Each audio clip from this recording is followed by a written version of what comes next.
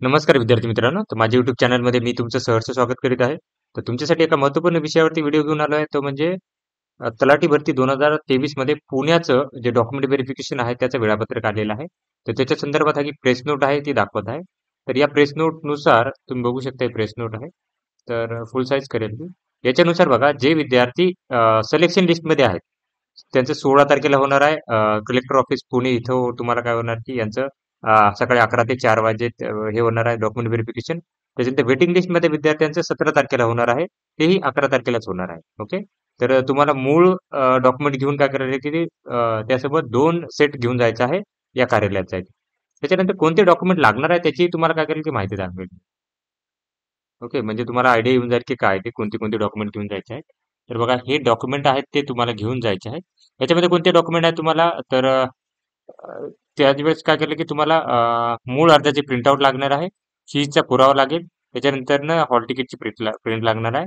Nationality certificate लागेल, domicile certificate लागेल, 10वीचं certificate लागेल, 12वीचं सर्टिफिकेट लागेल. त्याच्यानंतर तुम्हाला डिग्री असेल तर डिग्री जे उच्चतम शिक्षा असेल ते, शाळा सोडल्याचा दाखला लागेल किंवा टीसी लागेल. त्याच्यानंतर सामाजिक आरक्षण असेल तर सामाजिक आरक्षण आणि त्याची कास्ट व्हॅलिडिटी असेल. ईडब्ल्यूएस असेल तर ईडब्ल्यूएस सर्टिफिकेट. त्याच्यानंतर ना वी अनुसूचित जाती, अनुसूचित जमाती, व्हीजे, एनटी, एसबीसी, ईडब्ल्यूएस जे काही मागास प्रवर्ग आहेत. याच्यामध्ये जर तुम्ही येत असाल तर बघा की ज्यांना नॉन क्रिमिनल असेल त्यांना नॉन क्रिमिनल लागेल आणि बाकीच्याला काय लागेल की तुम्हाला सर्टिफिकेट्स लागणार आहे तुम्हाला. त्याच्यानंतर बघा नॉन क्रिमिनल लागणार आहे तुम्हाला. याच्यामध्ये VJ, NT, NTB, NTD, SBC, OBC या कॅटेगरीला लागत असतं. त्याच्यानंतर नॉन क्रिमिनलचं सांगितलेलं आहे मी. त्याच्यानंतर बघा आत्महत्याग्रस्त असतात हे असेल शेतकऱ्याचा पाल्य असेल तर त्याचं सर्टिफिकेट लागेल.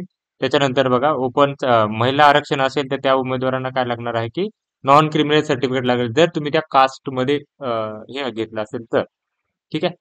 त्याच्यानंतर अंशकालीन पदवीधर असेल त्याचं सर्टिफिकेट लागेल. माजी सैनिकासाठी त्याचं सर्टिफिकेट लागणार आहे.